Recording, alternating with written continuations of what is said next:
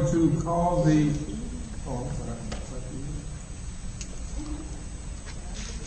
Today is Tuesday, March 4th, and this is a committee of the whole meeting. I need to call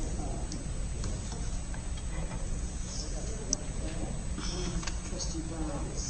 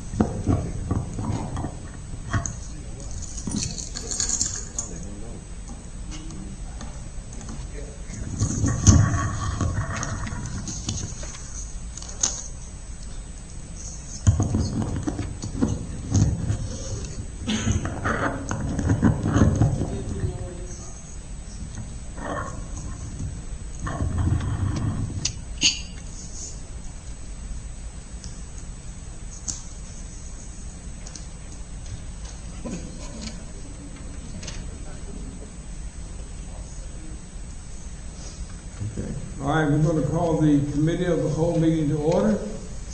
Madam Clerk, would you please call the roll? Trustee Burns? Yes. You're going to introduce your right and Okay, thank Trustee Carter? Here. Trustee Coleman? Here. Trustee Johnson? Here. Trustee Sack, absent with notice. Trustee Williams? Here. Okay, discussions and presentations. The first one will be the discussion and presentations from Mr. Cliff Taylor of InsureSource, speaking on behalf of the general liability, workers' compensation insurance, and renewal presentation. Mr. Taylor, I think the mic is on. If not, it is? Okay.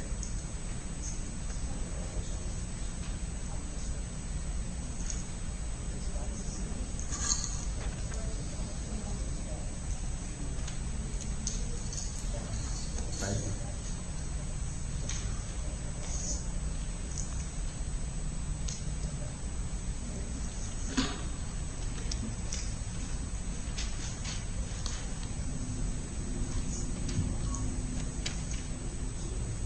Good evening, Mayor, trustees, Madam Clerk, valued residents of Sauk Village.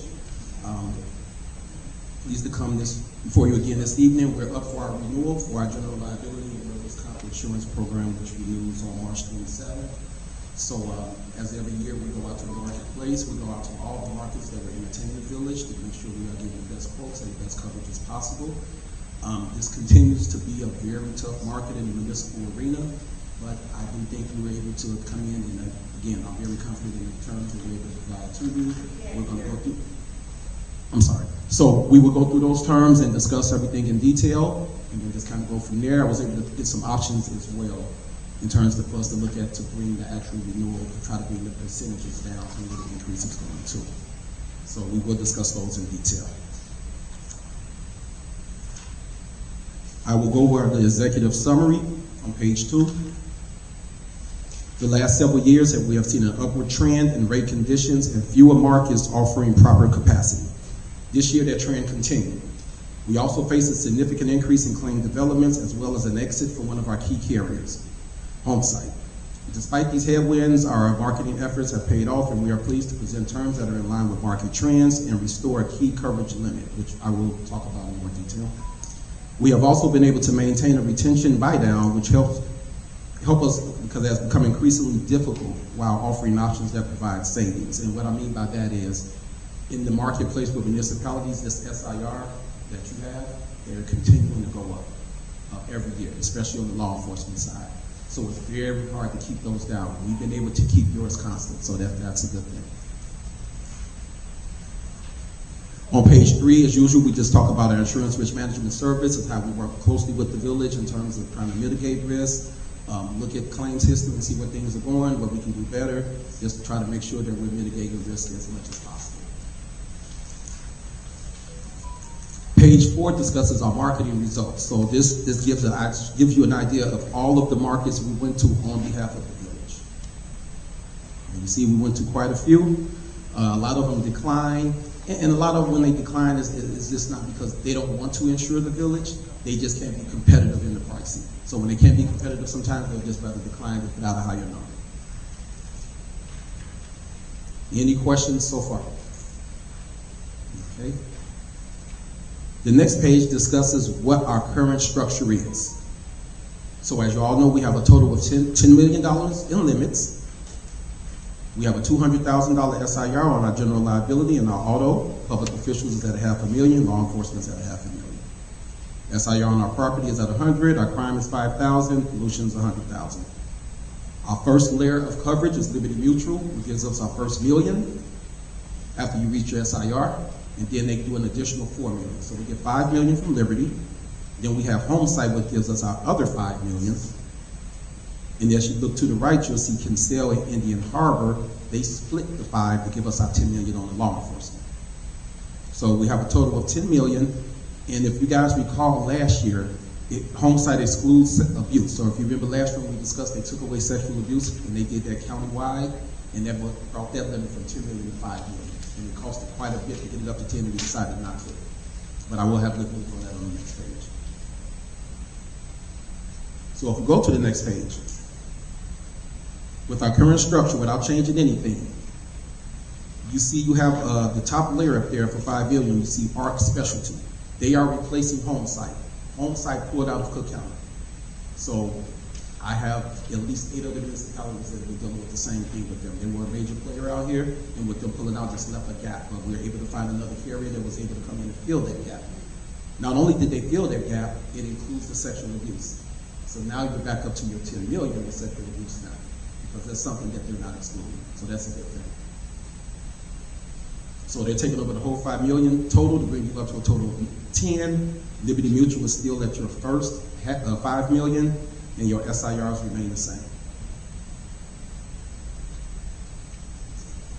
I'm going to jump so we can get to the nuts and bolts and what you really want to talk about, which is pricing.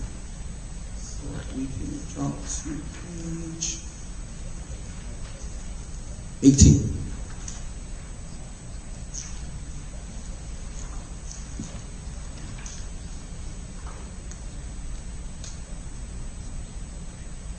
Okay.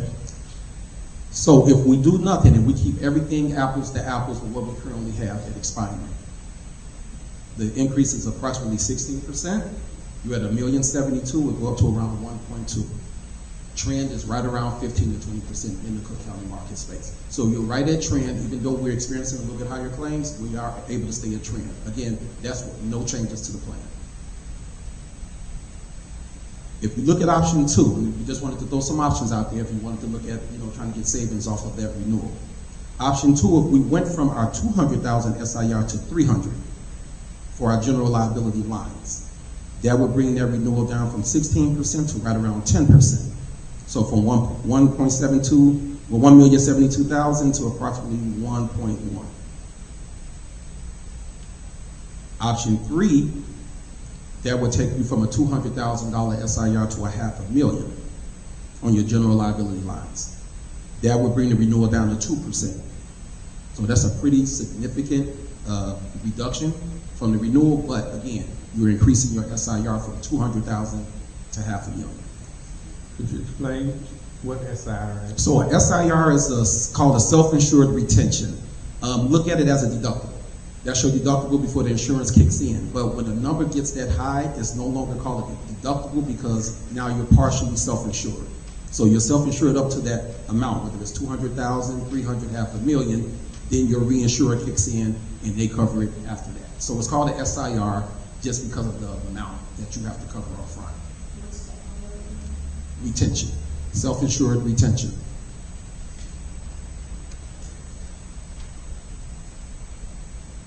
So as stated, again, if we did nothing, you're right around 16% if you want to keep apples to apples. But then we want to throw the other 2 options in there just to show there are some options there to get the premium amount down. But again, that's giving you more responsibility up front with the increased SIR. On the way here, I got a text on our cyber coverage, which is not a real significant amount, but we were able to find another company on the cyber liability, which gives us a little bit better coverage at about a $1,500 savings. So I'm going to recommend making that change as well.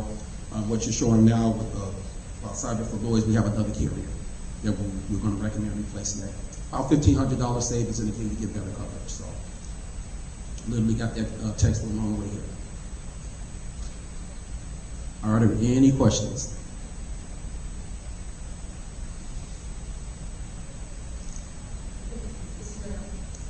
Trustee? I want to know where this might fall into if we were able to make a claim. We had a $10,000 theft from the front office, okay, where cash money was not taken to the bank and it was stolen. Would we have been able to claim it under any of these liabilities or any of these policies? I guess if a claim was filed and it was found out that it was actually stolen and something was done. So it should have been, it was stolen, and we know it was, but there was never a claim filed. Okay. What part would that have fallen under? That would fall under crime. Crime? Crime. Crime. Yes. Okay, I thought maybe it was employment practices liability. No. So Employment it would practices. have fallen under crime. It would fall under crime. Employment practices is more so when you fire someone, or if there's a type of act on how you fire someone. Oh, okay. That's employment practices liability. Okay. That's more of theft. So theft will fall under the crime coverage. Thank you. Okay. All right, good question. Do you have an idea of what you guys are thinking? Or? I mean, I'm looking at on this same page 18, 16% increase. That would keep our SIR at what it is right now. 200 for the general liability, $500,000 on the law enforcement. And that's what now, if we go down to the 2%, then our SIR will go from 200,000 to 500,000. That means we would pay the first 500,000. That's correct. And I would say the 200,000 SIR you have, that's one of the lowest right now in the municipality. If you're not in a fully insured plan, which very few municipalities are nowadays, 200,000 is one of the lowest. Average right now, 250, 300 and up. Some are $500,000 across the board. So you do have one of the lower SIRs. So I will say that's a good thing. And to have a trend renewal with a low SIR, that's on the low end. So but that's a good thing. Okay. And also by you doing this, as a, which one, and I'm just asking you, I mean, the board's going to be voting on it next week. Which one do you recommend? It really depends on your upfront claims. And when we look at it, most of your claims fall usually in your SIR. Most claims are really small until you get into larger law enforcement and some of that other stuff. And that's when you start to pierce, your insurance lines. So if you wanted to keep your coverage where you're at and mitigate on the front end, stay at the 200,000. If you can afford to have, a $500,000 cushion, kind of like a loss fund sitting, and something happens, and you can do that, then you may want to look at that and bring it down to that 2%. But I don't know many municipalities that have $500,000 sitting around, if they have on call, right? So. And then the last thing I have, I didn't see anything. I guess that's going to have to be figured out after the fact what our monthly bill would be. Yes, that would determine which one you choose, and then we go through the finance agreement with First Insurance, determine exactly where you would be at, how much you would require, which is usually 20%. Oh, down, I think on average it's usually 15 to 20% down, and then your 10 monthly payments over that span. Okay. Trustee Coleman? Thank you, Mr. Mayor.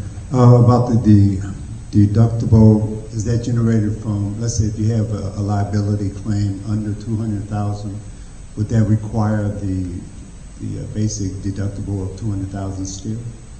Yeah. So if you have a claim and it stays under that, yes, Mm-hmm. and that's the part of the state in the village's money. So you would be responsible for paying that part of the claim. Mm-hmm. It's once it gets over that 200,000 is when the carrier kicks in, and then they pay everything after that up to their $10 million limit. Okay. Even though, let's say the claim may not be as much as 200,000, it would still require the deductible of 200,000. Yeah, right. You're responsible for anything from zero to up to that 200,000 for any claim that falls in that particular category of coverage.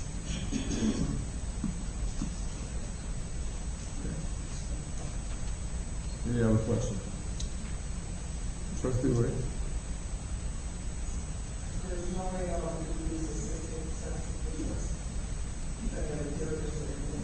No, but as you saw, we went to approximately 30 carriers. And Liberty still came in as the best, and they're one of the bigger ones, so they can absorb a little bit more. So that actually helped the village out because they're such a large company. They're able to absorb a little more than other carriers are able to. So.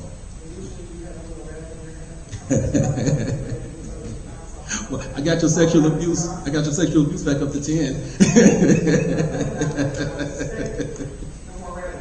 It's hard. It's hard nowadays in Cook County. It's very difficult. So I am confident we are doing the best.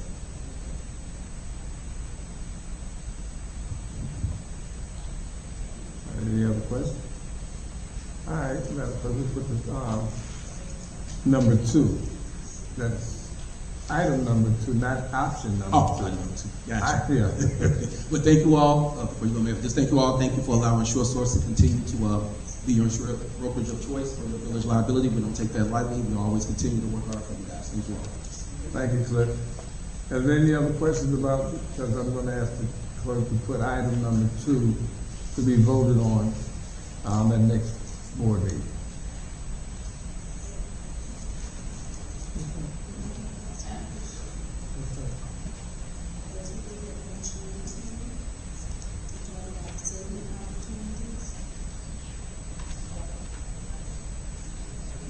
Yes, we increase the save, yes. Can we talk about why that's offered but wasn't discussed? Which one? The savings.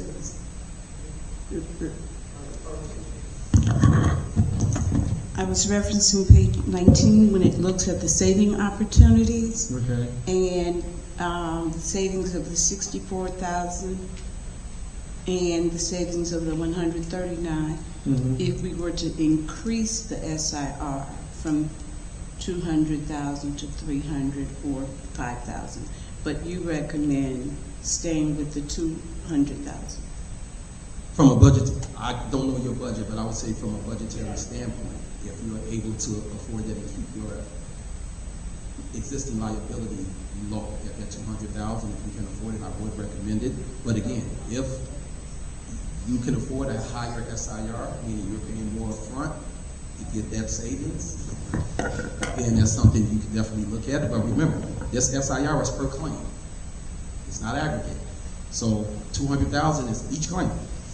So if you decided to increase that to say 60,000, and you end up with 2 or 3 big claims, you surpass that.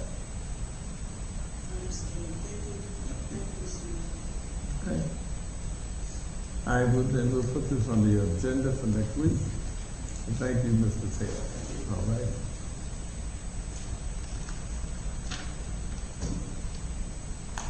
All right, the next item I have. Pardon me? 2. Yeah, option. No, not option 2. Option 2 is, well, the second one is the 16% increase.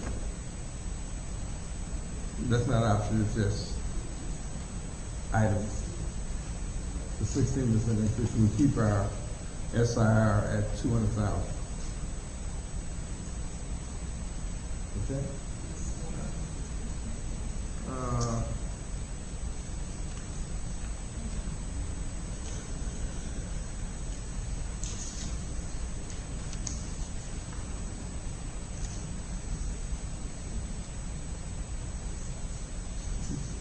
Could you pass this around your way?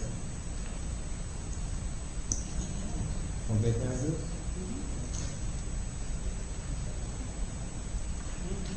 For the abatement? Does everyone have an abatement schedule? Yes.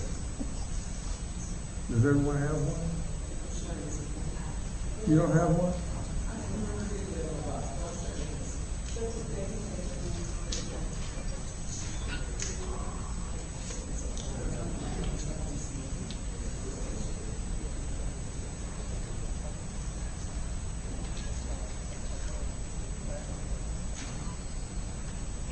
What did you have, trustee?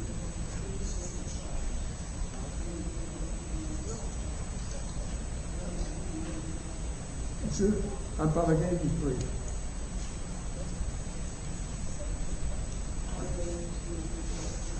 That was 2. Okay.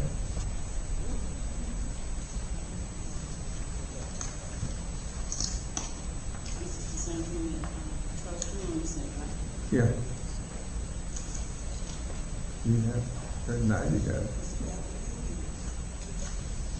Did you get the rest of it? Just to email them the ordinances. Oh, okay. All right, this is dealing with the parity bonds and the abatement. As you know, every year we abate the bonds, and this year is no different. So what we did was change the date. I don't even see the change on the date, but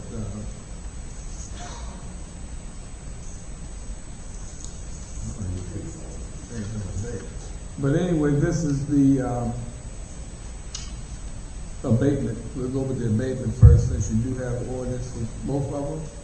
The 2019C and the 2019A. And I think the last sheet showed the abatement. We do this every year. This is due by the 1st of April. So we still have time, but nothing has changed. The amount of the bonds is still the same. And the last page, it explains the 2019A and 2019C bond abatement ordinances. And these are the ordinances that they get passed.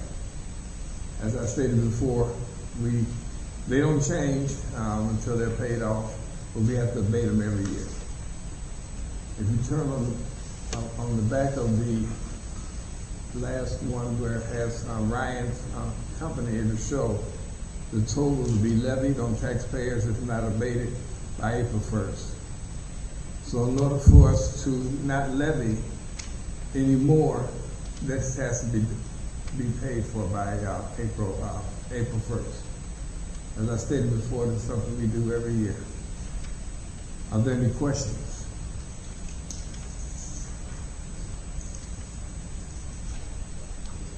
Okay. Madam Clerk, would you make sure we get this on the agenda for next week to be voted on?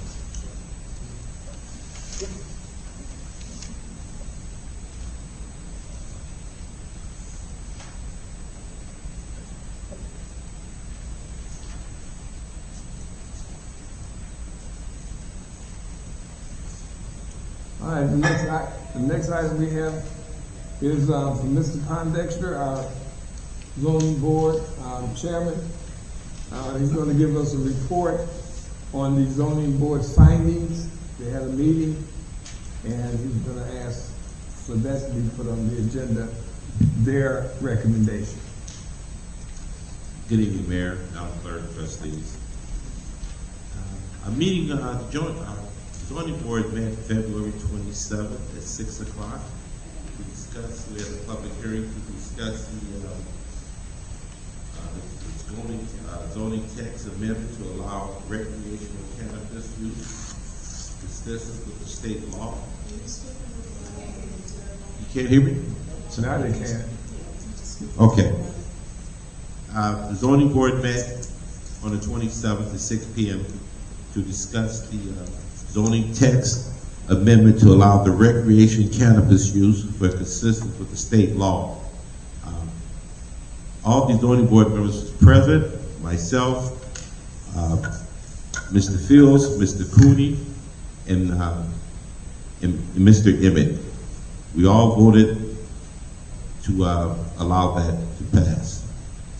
The second was case number 2025-02. The applicant was J Investments. The scope was a special use for a permit for recreational cannabis. We all voted and passed that. Well, we voted to allow it to the board to pass. Any questions? I have Nick here also that can answer questions. If there are any questions. Any questions? Okay. Thank you. Thank you. just to be clear, sir, you voted to move with the recommendation, correct? Yes. Okay. Yes. All right, the next item, Trustee Williams, a discussion of current account payable aging report / aging.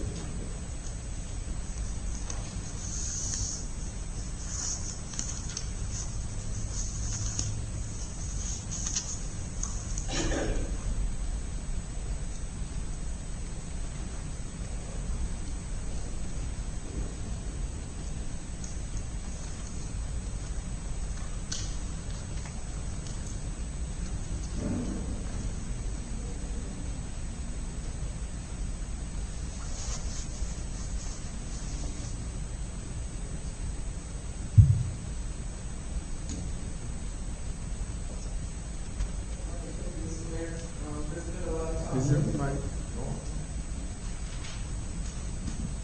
Thank you. There's been a lot of talk lately about how the trustees are not approving the bills, and I just wanted to clarify a few things. Number one, we did pass a significant amount of bills on the last AP, and without seeing the invoices, and for a reason, because you can only hold vendors' payments up for so long.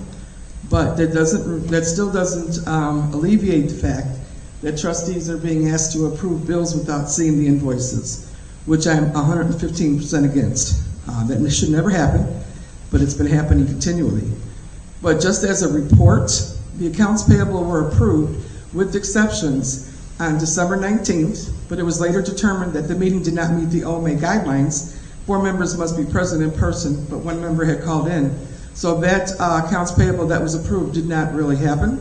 However, the following items were approved by a majority of the trustees and not paid at that time, which was the AIC for $19,750, B&F Construction $75,000, DMC Contractors $335,000, and John Howard IV $36,400. Now, the reason why that's important is we did turn around on December 23rd during the regular board meeting, and we asked Mayor Burgess to add those onto that agenda since we did have a quorum. And with a lot of discussion, it did pass. It was finally approved for those 4 invoices, or those 4 vendors to get paid. At this point in time, though, they have not gotten paid. So just so you know, that's over almost $400,000 worth of bills right there that were approved in December and not paid. And then on January 14th, 2025, accounts payable was approved with exceptions. And on February 25th, 25, there was a special trustee meeting where the accounts payable was approved as well.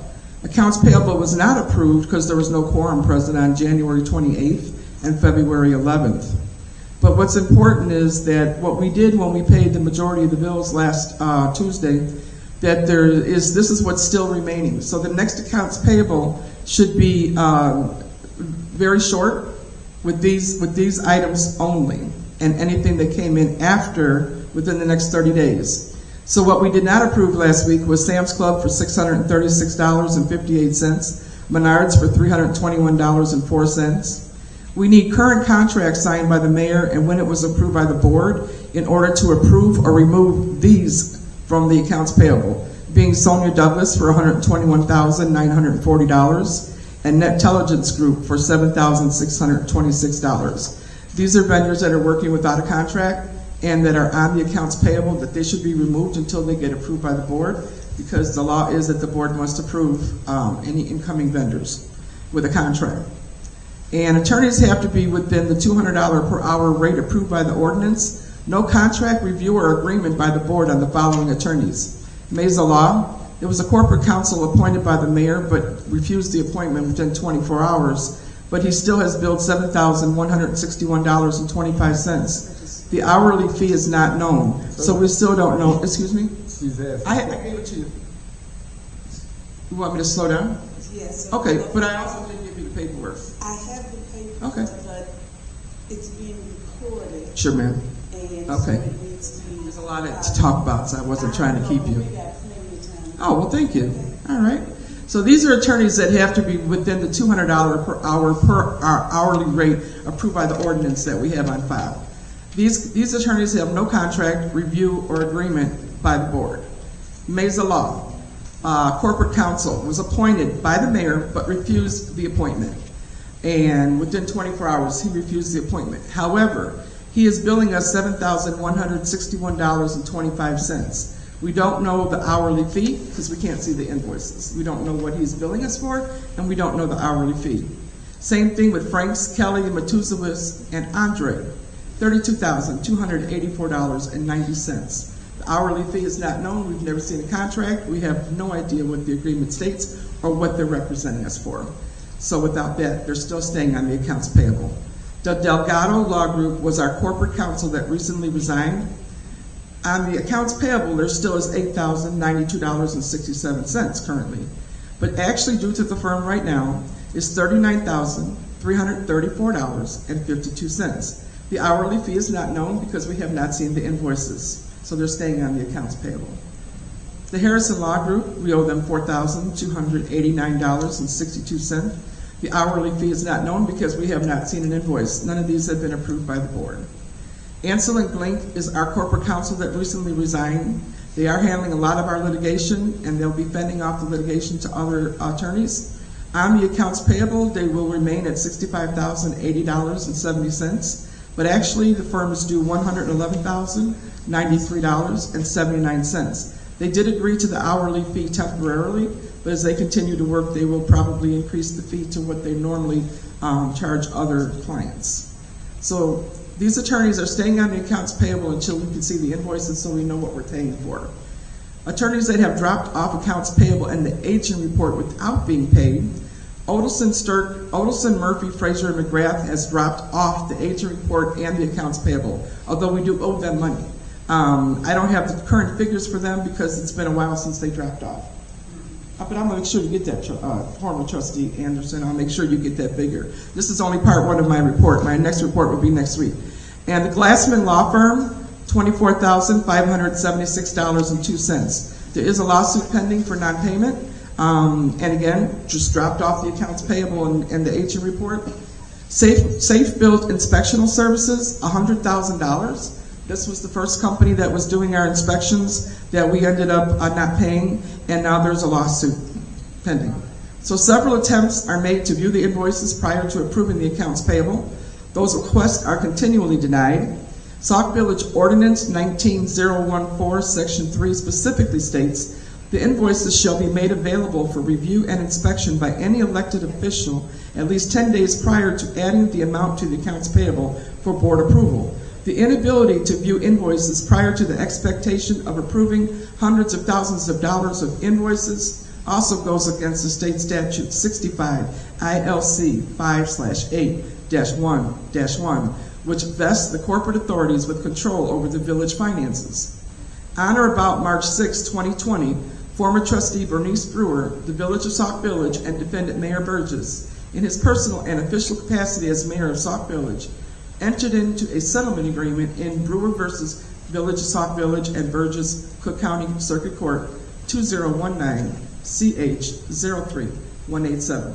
As part of that agreement, the parties stipulated that 5 ILCS 140/2.5 record of funds. All records relating to the obligation, receipt, and use of public funds of the state, units of local government, and school districts are public records and subject to inspection and copying by the board. Furthermore, the mayor is the chief executive officer of the village and is charged with the responsibility of enforcing all ordinances, orders, and resolutions enacted by the corporate authorities, as well as supervising the conduct of the officers of the village other than the village trustees. Village of Sauk Village Code of Ordinances, Section 2-202A. Additionally, Section 5/3-1-35-5 of the Illinois Municipal Code requires the mayor to perform all the duties prescribed by law and take care that the laws and ordinances are fully executed. And 65 ILCS 5/3-1-35-40 mandates in pertinent part that the treasurer's books and accounts shall always be subject to the inspection of any member of the corporate authorities. Section 3.1-35-40 does not contain any restrictions on the time, manner, or scope of such inspections. The parties also agreed that the mayor or any trustee has the right at any time, pursuant to 65 ILCS 5/3-1-6530, without notice and without limitation, and accompanied by any person she chooses to assist her, to inspect any of the books and accounts of the treasurer, Section 4-2. 4.4.1 enjoined the defendant village and its officials, employees, and agents, and also defendant Mayor Burgess, and also Derek Burgess personally, must not interfere with, delay, or deny the plaintiff or any other trustee from receiving all information about the affairs of the village operations that she or other trustees are entitled to or ought to have, especially those covered by Section 4.2 and 4.3 of the agreement. Finally, since Mayor Burgess and his staff did not comply with the previous court order agreement, the following suit ensued in order to enforce providing access to the village financial information in order to perform our fiduciary responsibilities. Where it is true and correct that payroll and vendors must be paid timely, it is also true and correct that approving hundreds of thousands of dollars every 2 weeks without any substantiating backup is just plain wrong. For the mayor to do a Facebook Live stating that the reasons the bills are not getting paid is because the trustees are not paying the bills is a pure, unadulterated politicking. To allow himself and the village staff to continue to keep the trustees in the dark, showing such utter disrespect for their position and authority is disconcerting. The cost to the village residents, their hard-earned taxpayers, not once but twice, to use the courts to help them is unbelievable. The bottom line, the current suit, Aretha Burns, Arnold Coleman, Diane Sapp, and Debbie Williams as trustees of the Village of Sauk Village, plaintiff, versus Vivian Jones and Derek Burgess, defendants. This last court order gives the trustees from 10 a.m. to 2 p.m., Mondays only, to view documents. And I forgot to put Monday in there, but it's only 1 day a week. A long list was provided, but yesterday we only got to see bank statements and agent reports from a specific time frame. When I asked to view the invoices for the accounts payable, I was told that's not in the court order. Well, it is in the village ordinance, the state statute, and previous court-ordered settlement agreement. When residents ask why the trustees do not attend board meetings, because they're out of control, it's more about a tax than business. A quorum is needed in order to meet. If one or more of the four does not attend, then accounts payable gets passed, even with all of those vendors working without contracts or board approval, because they will have the majority to approve. So the next time you don't see the majority at a board meeting, we can't afford to let these bills get passed without knowing what we're paying for. And that's my report. Thank you. Okay, I do have a question or a comment, first of all. Was this that you wrote for the public, or was it for the trustees?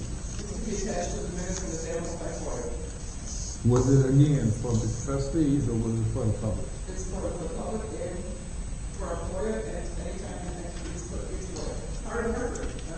No, I'm asking you because I'm just asking you because you mentioned names and all that. It's informative, yes, I did. These Okay. are all public record. There's nothing that I mentioned that is secret. Everything is public record, and that's why I read the court cases. You can go on online. Oh, I know that. I'm just asking because you mentioned politicking. Because I just asked you. I asked you a question. That's all I was asking. Because this is strictly politicking, but that's okay. I wasn't at a committee meeting. I'm not at a committee meeting.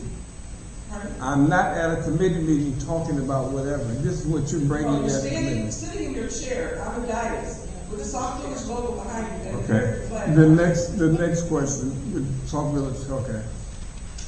That's because you, among other people, accused me of stealing $10,000. I did not accuse you. I said you among other people. I did not. I personally did not. Okay. I was told that I went to the But anyway, I'm just going I to. went to the bank to ask questions about the money. I didn't say. I never Your said. attorney said Debbie Williams. My Williams, went attorney. to the bank. I never did. If you said my attorney, any attorney that's working for the village is working for the village. That's one of the attorneys that hasn't been approved by the board. Okay, well, you haven't approved anything. Anyway, I'm just going to look, part 2, part 3 doesn't make a difference. Because what you're saying is, we use all these lawyers. Well, I'm not going to court without a lawyer. So if you sue me in any capacity, yes, I'm going to get a lawyer. And if you decide that you don't want to pay that lawyer, he's going to get paid eventually. So, but I'm not. That settlement specifically said. Okay, you know something? I can't talk over you. I'm not going to try to do that because what you're doing is exactly what you came to do, and that's to stir up That's stuff. why this is part of And that's why you did this. Okay, so all I'm telling you is, if you suing me, yes, I'm gonna get representation. So if continue to keep taking these lawyers or the legislative lawyer. It seems like the legislative lawyer is who you guys went out and got, and it seems like you're trying to pay him for whatever reason, and that's one of the reasons why you're always going to have problems when you have two sets of lawyers. So back and forth, and whatever it is you think you want to do, I'm still going to get representation. But if I break the law, then I guess I'll have to say, I guess I will. Yes, I will. No, residents are paying for what you're doing. That's what they're paying for. Okay. Last item is public comment. All comments and questions will be directed to the mayor. Each speaker may comment on any matter concerning the business of the village of Sauk Village. Each speaker is allowed one opportunity to speak for up to 3 minutes and may not engage in debate, comment, replies, or rebuttal. I will respond to all questions once all public comments have concluded, and when you come up, please state your name. I think that, I don't know if that mic is on. No, it's not.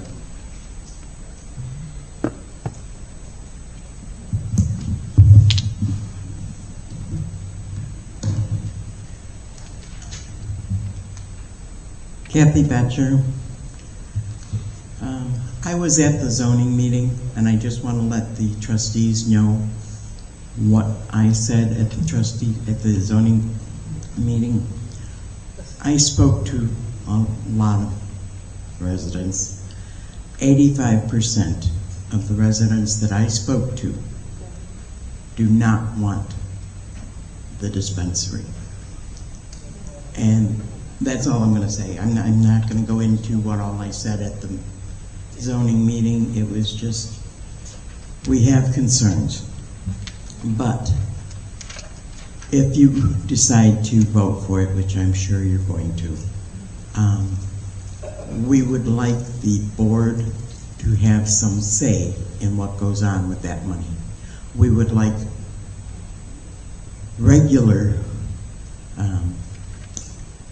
invoices and wait a minute, reports given as to how much revenue is coming in off of that dispensary and what's being done with it. We would like to have a specific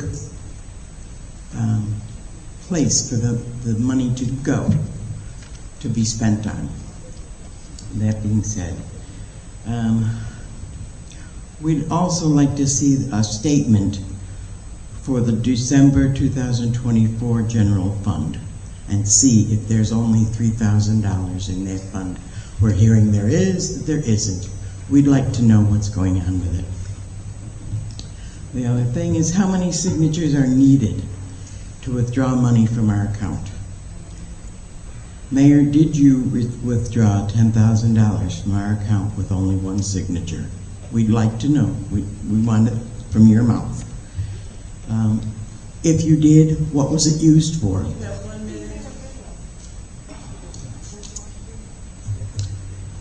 We heard that it was used, that it was donations. If that's the truth, then why wasn't it put in a separate account as donations for whatever? We also understand that there's a problem with our fuel, that we're having trouble paying our fuel costs. I myself know that when I call for an ambulance, I get an ambulance, a fire truck, and a police car. A friend of mine called for an ambulance, and only an ambulance responded.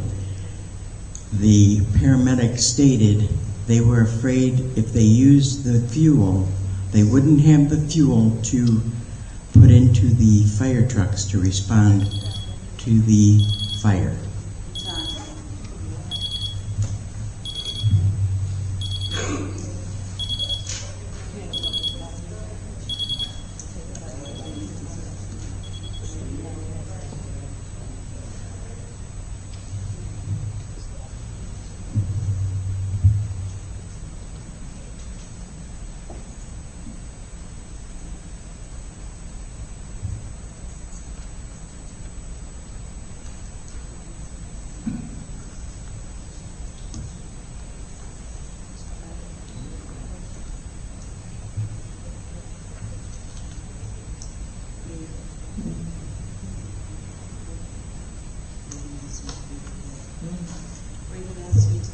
Oh, yes, thank you.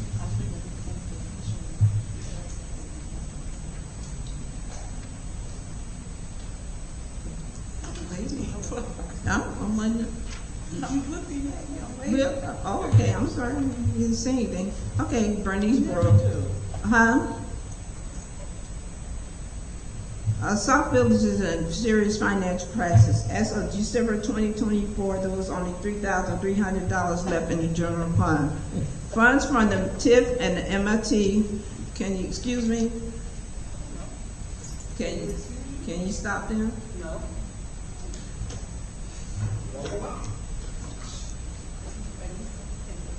Mr. Mayor, Continue your. I can't talk over there.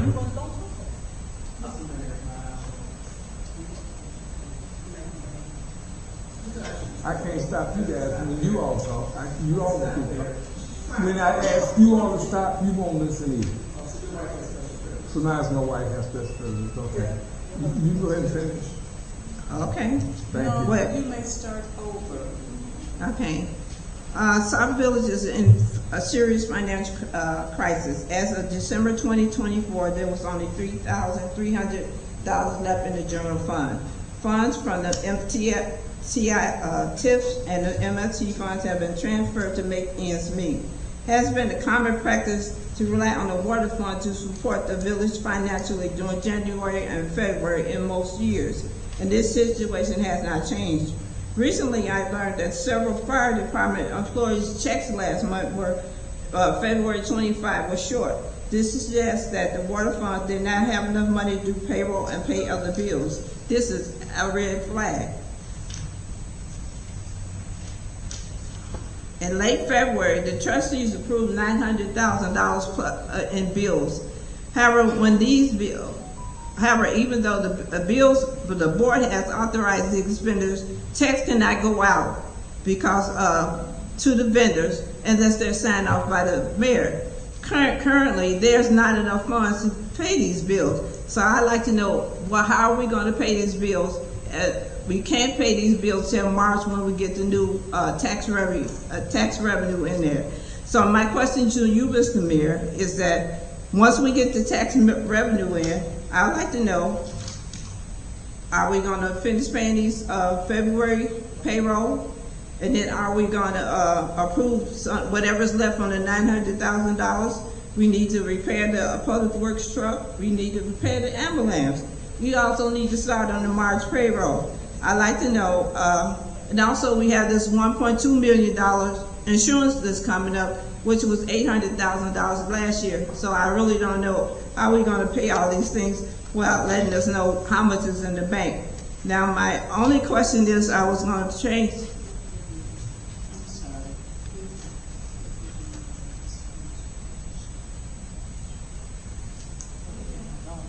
Okay. I'll give you another 20 seconds. Oh, both of them interrupting. Go ahead, please. Okay.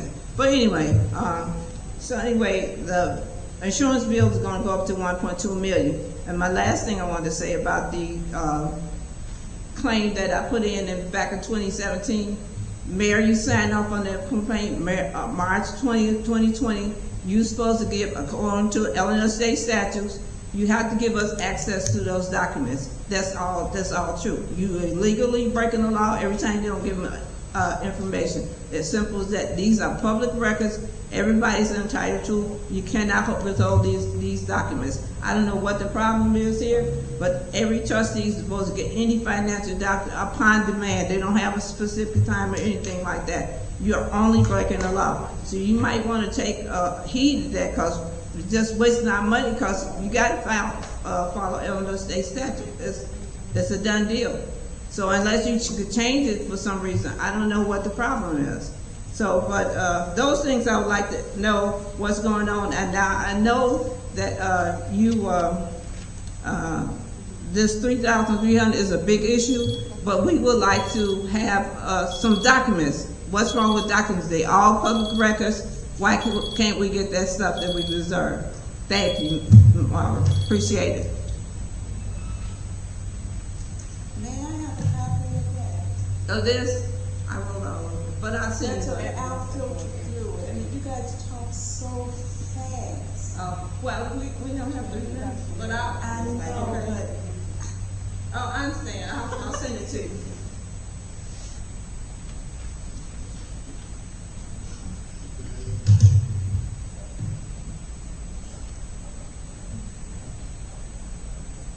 Vicki Jankovic. So about this dispensary, I don't really have a problem with it. My problem is the location. My fear is I hear all these car accidents by 394. That's my fear, is maybe too much traffic. Couldn't we do it maybe where that auto place that got replaced or not there anymore? That's a little probably too far. Okay, so then I found these questions. So, who approved the $60,000 for the remodel of the Public Works office? And were the receipts presented?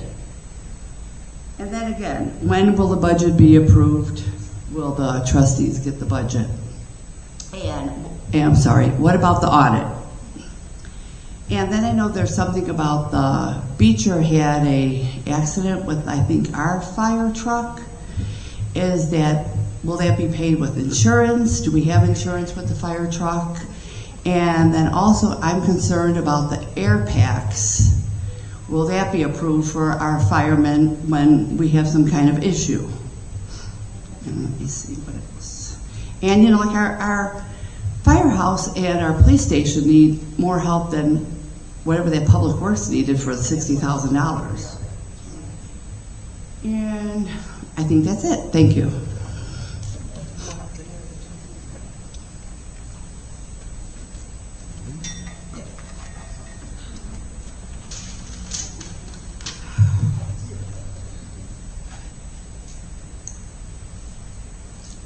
I'm Francine Anderson.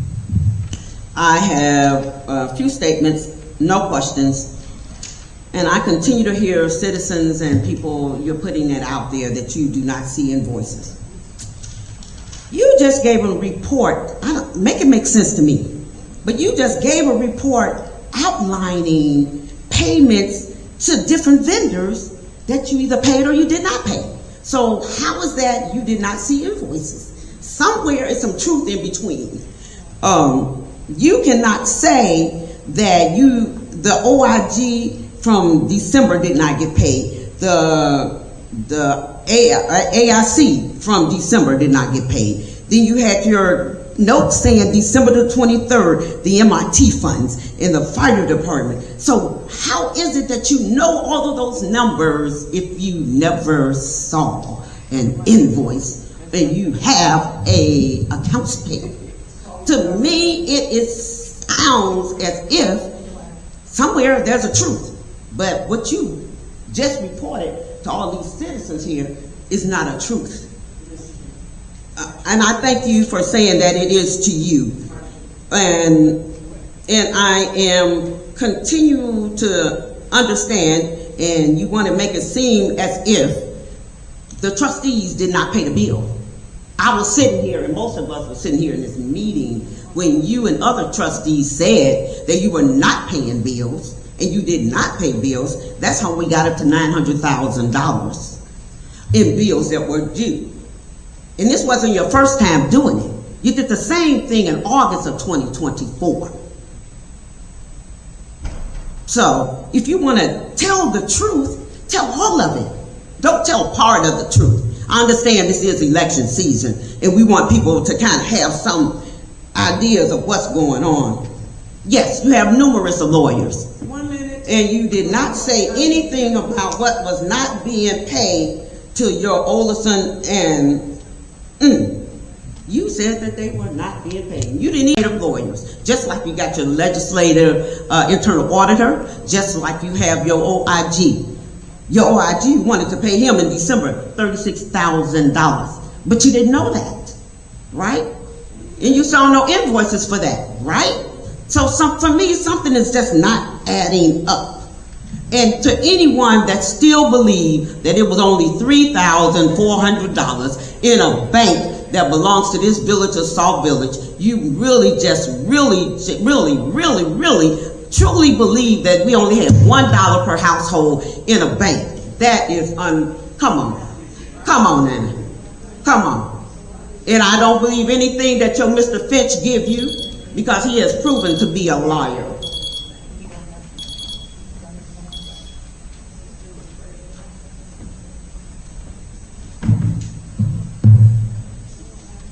Good evening, Mr. Mayor and Board of Trustees. Hold just a second. I'm sorry.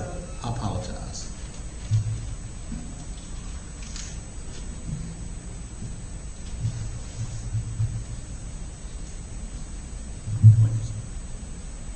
Good evening, Mr. Mayor and Board of Trustees. I'm here just to give you a little update of what's going on. George Green, Sauk Village Athletic Association. We are the association that runs the baseball program, and we have now run a basketball program. We've had basketball since January the 18th, I think the season started. School District 168 has allowed us to use their facility to practice and play games in. Also, we use the community center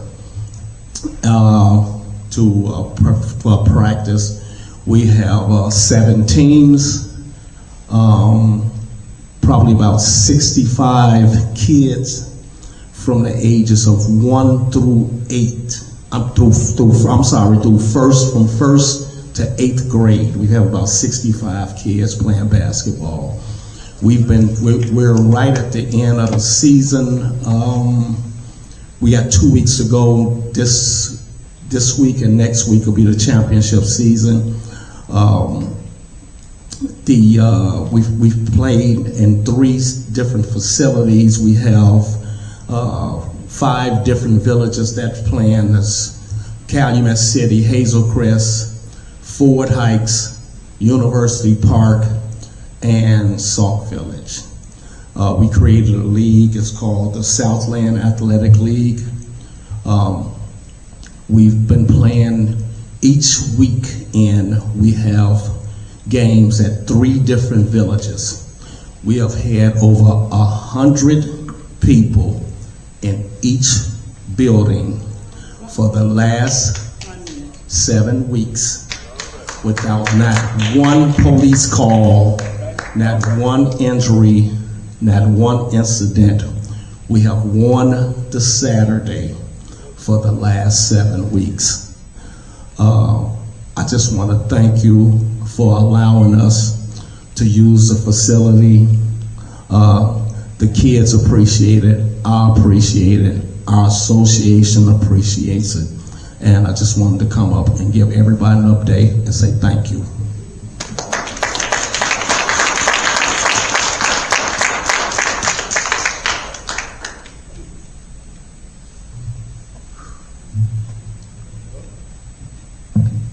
David Fields.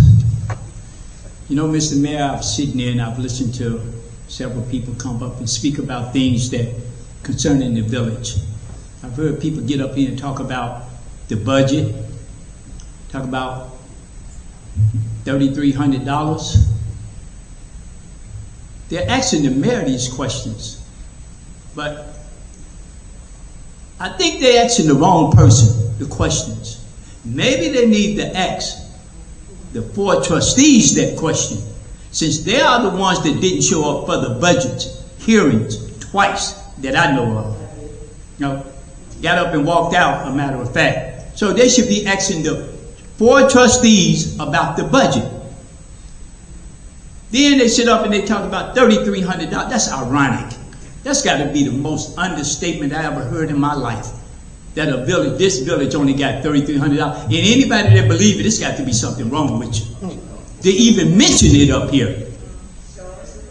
You know, you talk about investigation and all this. Take it upon yourself and do an investigation yourself.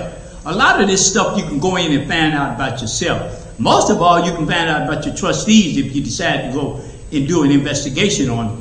You'll probably be surprised at the things that you find out. Stop believing everything that these trustees is running and telling you all. Stop believing it. Because again, it is campaign season. And at this time right now, I done heard so many, oh God, Lord have mercy. And I can't believe these things are coming out of their mouth telling these residents. And these residents are that gullible to believe it, instead of finding out for themselves. The statement that was put out supposed to have been the findings of Sauk Village that was supposed to have been did by the OIG. A 3rd grader could have did that. 1 minute, sir. But they hire OIG guy to go in here and supposed to have been digging and finding out things and carrying on. He ain't found out no more than you can find out yourself. All you have to do is go on the internet and find out. That's all you have to do. But they're willing to pay him $36,000 to do this. And keep talking about audits and all of this and carrying on. We already know. Everybody already know about that. Gosh, when are you all going to stop beating this dead horse? No. When? Because it don't make no sense. It does not make any sense. But just hold on. Just hold on. Some things about to come forward that's going to shock some people to find out about your trustees. Thank you, Mr. Mayor.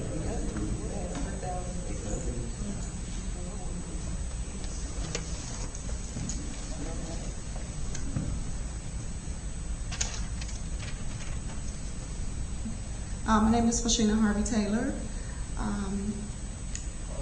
I am new to the village, and I would just like to say, coming to these meetings have been like a big circus to me. It reminds me like I'm in Dalton watching that circus that's going on. And I listen to everyone, not just one trustee or one other person. No, I listen to everyone. And excuse me. Thank you.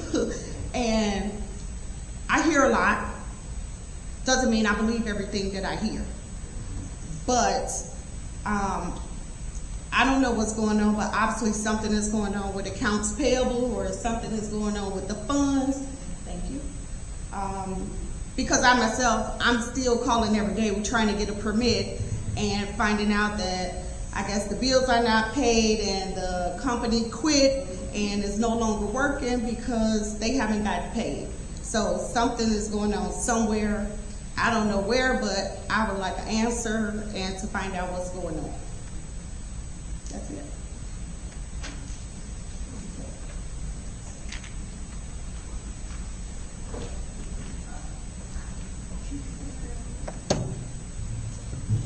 Pray God.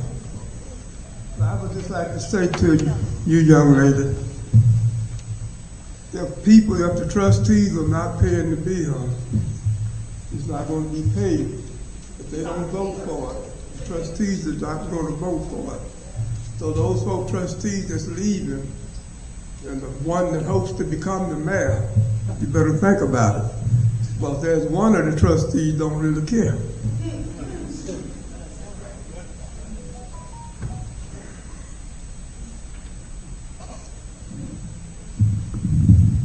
David Smith, resident. One quick question and a bunch of comments. The question is, Attorney Glassman, that represented present and former trustees in a lawsuit, and I'm not going to name any specific names. Was there a contract that was voted on by the board to approve that representation? I'm curious. I just don't honestly remember. Well, that was the question. Now, to the comments. First, I'm going to read something that hopefully everybody's aware of. The Local Records Act, 50 ILCS 205. It was enacted in 1962. It regulates the preservation and disposal of public records for all units of local government in Illinois. I'm reading that because I know for a fact the finance department has no invoices for John Howard. But yet and still, the trustees voted to pay out $36,000 for him. And an illegal meeting at that. Looks very suspicious. I'm glad Trustee Williams here, finally for once for the record, she admitted that was an illegal meeting. They held an illegal meeting to pay a vendor $36,000 for which the finance department has no record, no invoices. It's very suspicious to me that the trustees, they want access to all of the financial documents, but their favorite vendor, they don't want to give those finance records to the finance department. If nobody needs them, they need them. It's the law. Look up the Local Records Act, see if I'm lying. Also, I've heard it debated before because public comments were ended based on a comment that I said before, so I'm going to reiterate it again. John Howard makes 6 figures. You all voted to pay him $36,000 for 3 months of work. Extrapolate that. That's over $120-something thousand a year. That is 6 figures. I want to know, why is he allowed to shoot political advertisements for 4 trustees on Sauk Village money? That's prohibited political activity. And believe me, the authorities are looking at it. You all need to watch yourselves. It's really getting out of hand, the things that you guys will do for the campaign. Also, about the not paying bills. We all know you all didn't show up to several meetings last month.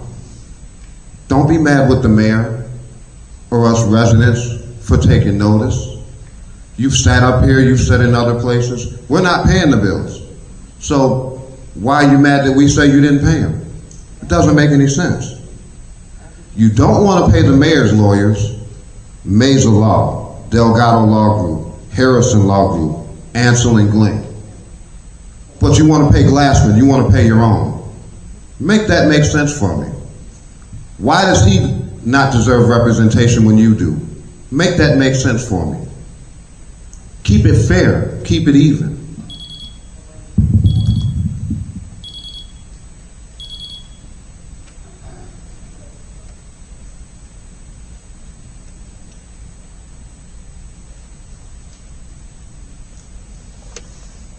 Get it? Okay. I'm going to try to answer some of these, and the other ones I'm going to talk about as being comments. First one is that I don't know what month it was, December or something of last year, we only had $3,000 in the coffers. I still don't understand that one because I think it was 2 years ago, we got a CD for $1 million. That's a certificate of deposit. It started with $750,000, and then we increased it because we was able to increase it because of the money that we made off of the CD, the interest. So now we made $48,000 from that CD, and I still don't understand the $3,000 that's in there. And then this is coming from December 10th, 2024, that everybody out of the trustees got a copy. I said all the trustees. I don't know why you didn't get a copy, because this is passed out. The cash balances. Cash balances passed out. December 10th, 2024. Oh, that's the last time that cash report. No, I'm saying this is the last updated one, yes. Yes, the last one was 12/10. Yes, and at that time, In general fund, we had $2.2 million. So $3,000, if someone said that's all they saw, I don't understand that. Then we had in the water and sewer fund, $1.7 million. And then we have in special revenue, we have $1.1 million. And then there's other small accounts, CN, that's Canadian National, DEA, housing, which is $17. Towing fund, money laundering, spending, drug fund, these are all restricted funds, EFT billing and laundering, for a total of $434,624, gives us a final available with restricted funds, $5.4 million. And we also have a line of credit which we haven't used, but we still have it because we're able to still get it. At one time, we weren't able to even get a line of credit. So I'm just trying to wonder where this comes from, but this is what. Also, the seems like there was a problem with I don't understand. I thought I was kind of clear with it. The $10,000. The $10,000 was put into our account, our regular bank account, to cash. It was 4 checks that were cashed, that were given to the police chief at the time, and they were having the shop with a cop. And he asked me can you get these cashed? And I said, if we have the money in the bank, we can. So we were able to get those checks cashed so they can have cash money when they went to Walmart to shop with a cop. Is anyone familiar with shopping with a cop? The police department goes out, specifically the chief, and gets donations from different vendors, and not just vendors, but different people, organizations that he talks to contribute to shop for a cop. And the different, I think I'm almost gonna put it in writing, but I did put it in writing. The different organizations they went to, I did put it in writing. And yes, was I able to cash the checks? Yes. We have the money in the bank. It was nothing I'm not taking anything out. I'm putting $10,000 in, and I'm pulling it out. They're cashing the checks. Simple as that. But some people want to make it seem like I took $10,000 out. Yes, I did take $10,000 out, but I also put $10,000 in. So,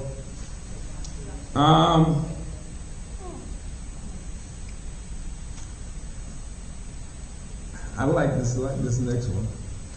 That we don't have any we don't have any gas or diesel fuel to put in to the vehicles we have in the village. That's so far from the truth. And then it was also stated that they couldn't come to wherever it is they needed to come to, but that they had to conserve gas to go into the fire trucks, so they could only send one vehicle, ambulance, and that was it. Wow. If something like that ever happens, and I'm just saying this right now, and you made that statement, well, please tell me who told you that. I won't even use your name. I'm not, after the meeting, you can tell me. I just want to know who told you that they're conserving gas for whatever reason, and that's why they only sent one vehicle, because of the gas shortage. There is no gas shortage. And we do, when we do pay bills, pay our vendor for gas and diesel. I haven't heard anything yet other than, yes, I need my money from the vendors because we haven't paid. This is the first time the accounts payable was even discussed, because miraculously at the board meetings nobody comes there. But that's 6 weeks of bills that you see on accounts payable. I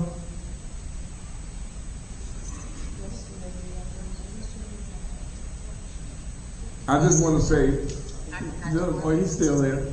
I just want to say, and I don't know if anybody knows about this, but when this gentleman came to me, I think it was 4 years or 5 years ago, and asked me, could he start a program here in the village? It was a baseball program. And he asked me, could he do that? And I told him, what can I do to help you make that happen? He said, we're going to need a place that we can meet, and we're going to need a field that we can practice on and play on. Well, all I did was go to the superintendent of 206, which was Dr. Navarre, and ask him the same thing. We have a person that's willing to get this off the ground, get coaches. That's the main thing. Not just kids, get coaches to be out there to coach these kids. You could have a bunch of kids with no coaches, you're not going to have anything. You have to have supervision. And I told him, I said, yes. Whatever I can do, I will try to make that happen for you, because we do need something like this until we can get it funded from the village. But we don't have a park district. We don't have that. So he's been operating, and I'm going to reiterate that. He's been operating without a budget from the village. I did ask him, and I did make it available for him to have the gym so we can have certain things in there. But he does not have a budget. Whatever they're doing and whatever equipment they buy, whatever it is that they need, they raise the money for it. That's better than coaches. But I just wanted to say I commend Mr. Green for what he has done over the years. And if you ever come to some of the games, you'll be spoiled, because they are good games. And those kids out there want to be part of that. Just think about when we was kids, we wanted to be part of something positive. That's what they wanted. That's what they're doing. And those kids, believe it or not, even if they don't win first place, even if they don't win second place or third place, he gives each and every child a trophy. Now that's something. Regardless of what it says, each one gets a trophy. They go to a banquet, they get to dress up, or they get to be there with their parents, and they see, everybody sees them walk up and get their trophy. They take it to the back or take it to wherever they're sitting at, and I'm sure it's sitting on their mantle or somewhere, but it's something that they can be proud of. And you can't ask for anything better than that, not at this particular point in time. And it's all being done without taxpayers' money. That's something.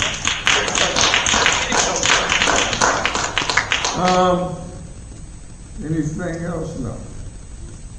So I did.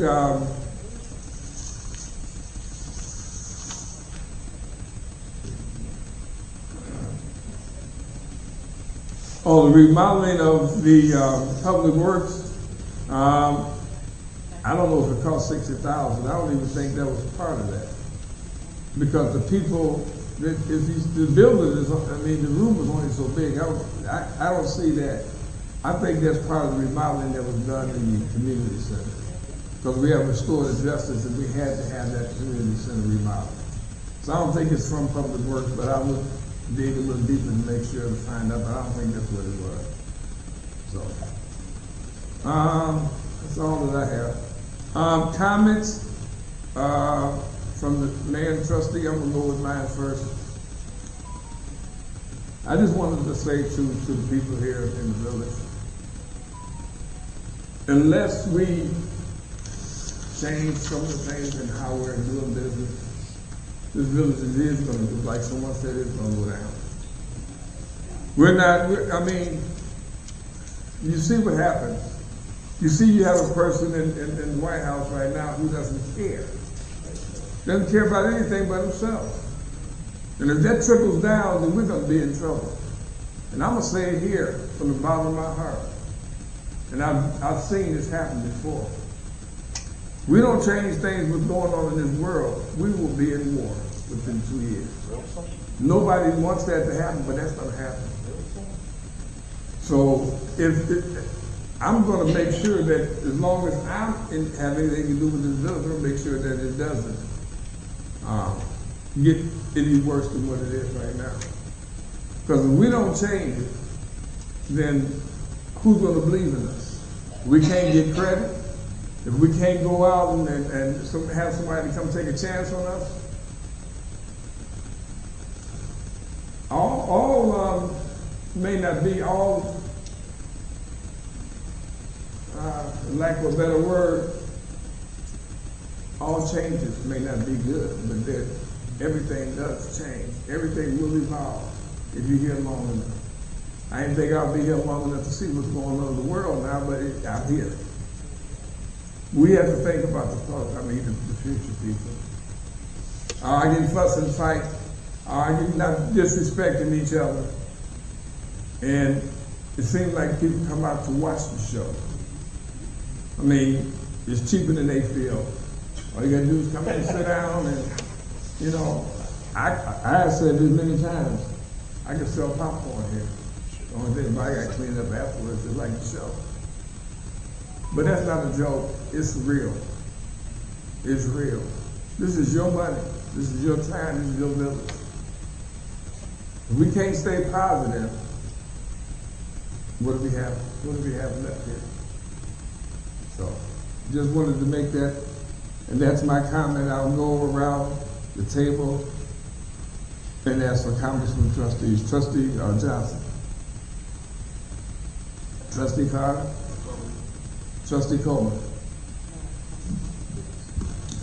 Thank you, Mr. Mayor. To bring back a narrative, we keep hearing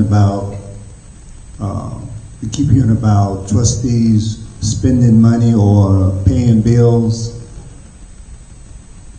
But the reality, the truth is that we approve the spending of funds, but we don't cut the checks, we don't spend the money. If the bills don't get paid, it's not because we didn't approve them, it's just that they're not getting paid by the mayor. Because the mayor signs checks. Okay? We don't sign checks. We don't sign checks. Trustees don't have any monies at all that come from or that belongs to the village. Okay. So if there's any bills that are being paid, they have to be paid by the mayor. We approve payments, but there's not a dime that comes out of our pockets or go into our pockets or that we have in our possessions. So that narrative about trustees not paying bills, we don't pay bills, we approve the bills. Secondly, the narrative of us not coming together. You're not going to come together if you're not obeying the laws. That's how you come together. You come together by obeying the laws. I submit to the laws, you submit to the laws. If you don't submit to the laws and you break the laws, then we're not together. That's what brings us together, the law, the common law. But the problem is that there's a lot of law breaking in this administration. That's just it. This is a rogue administration. For the second time, we are suing this administration a second time for the same reason. And that reason is they're breaking the law. So you want us to come together? In order for us to come together for the people, we have to obey the law. Trustee Williams. Oh, one more thing. As far as shop with the cop is concerned, I don't see a reason why the police chief could bring a statement to the effect that he received the money for shop with the cop. Point of information, Mr. Mayor. Are you done? Yeah, I'm done. Trustee John. So, Mr. Mayor, if you can recall, Chief White at a board meeting made an announcement stating about the shop with the cop. He does it every year. It's no change. Trustee Williams? On behalf of what?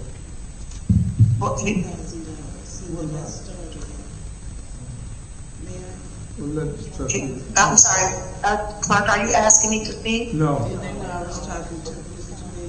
Mr. Mayor, I don't think that the problem is the $10,000 with the shop with the cop. I've been participating in that for many, many years. It's a wonderful program.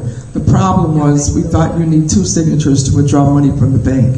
That was what somebody was questioning. First of all, I did not go to the bank. I did not question you. And I don't like when I'm grouped in with 3 other people as part of the 4. Now, if you were going to answer the question, I did ask also the finance director to show me the statement where it was $3,400 in the bank. And she told me no. No, I cannot see that. You've already seen that statement. Well, I didn't notice that there was $3,400 in the bank when I saw the statement. But when I asked, there's this rumor going around that there's $3,400 in this account. Can I see the statement? Because I'm not going to say anything until I see it for myself. She said, no, you're not going to see it. Okay, well, there you go. Trustees can't see finance documents. That's all we have. No, I didn't think anything. But you know what? You can think all you want, but when you look at a piece of paper and it's written on that piece of paper. So why would you even want to approve a council payable and you don't have the $3,400? Mr. Mayor, that's back in December. The accounts payable was approved in February. Now, why are you interrupting me, Mr. Mayor? You're always talking about how we should get along. Because you're lying right now. I'm not lying right now. I asked for the statement and she said no. Okay. Where's the lie? Okay. Because you knew that good well there was only more than 3,400. You didn't come to me and whatever ask me. I know. You thought that's all it was. Why did you ask me? During the financial review. Why are you interrupting me? Because you're rude. I'm what? You're rude. Okay. I'm trying to speak and you're interrupting me. Go ahead. Why does the finance director not want to give me the bona fide proof that there's $3,000? You can't. Okay, that's your staff. Thank you. That's your staff. Okay. Can you tell me if all the checks that were approved last week got paid? Are they sent? Are they in the mail? They haven't been all. They haven't been Why? Signed. They haven't been signed. But have they been? The checks been written? They have not been signed. Have the checks been written? All the checks that were approved last week. All the checks that the trustees approved. Are you asking me? I'm asking you. I don't know right now. No, I don't. You don't know right now. Can I get a check register, sir? Can I get a copy of the check register of all the checks that were written from last week? Is that your comment? That's one of my comments. That's your comment? I would like a check register. Okay, and we are supposed to be getting a cash report every 2 weeks from the finance department. The last cash report we got was December 10th. You're absolutely correct. Every 2 weeks, it's part of the job description of the finance director. Oh, please, Mr. Mayor. I've been to meetings since December 10th, and I'm not coming to next week's meeting. Until you take people off the agenda, that cannot get approved, then we don't need to come to the meeting. No, you don't need to come. So you're going to pull everybody else. Mr. Mayor, you have people on your accounts payable that do not have the right to get paid, and yet and still you continue to hold those meetings, hoping one of us doesn't show up, which is going to happen, and the accounts payable will get approved. You want to continue to keep going back and forth and doing accusations? I would like a checklist, Mr. Mayor. I would like a check. What'd you say? I would like a check register list of the checks that were paid. You say that comes to me, but this doesn't make. I want to see the check register list. So what does that make? Mr. Mayor, it is my fiduciary responsibility to make sure checks get paid. It's your fiduciary Mr. Mayor, I would like a copy of the check register list. I am entitled to that. Oh, you're entitled. I'm entitled. You represent the people. You're supposed to come to the meeting. You know what, Mr. Mayor? Why? Mr. Mayor, Why? So this side of the room can go crazy every week? Mr. Mayor. This back and forth. This back and forth by YouTube. We don't have to have this. I move that we adjourn. I need a second to adjourn. All in favor? Bye. Who made the motion? Trustee Coleman.